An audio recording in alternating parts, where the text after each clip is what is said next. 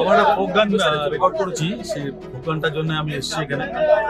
আর folk গানটা আমি চাইছিলাম যে আমার ক্যানিংয়েতেই আমি শুট করবো, পিওর ফোক গান।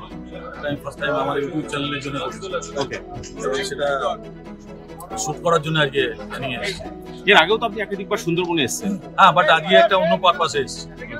আমি সবসময় ভালো লাগে আমার এই জায়গাটা, আমি ছুটি পেলেই এইখানে আসি, যে এখানে এসে সবার মধ্যে মজা এসছে, সব মজা আছে। ছেলেরা সব এখানে সব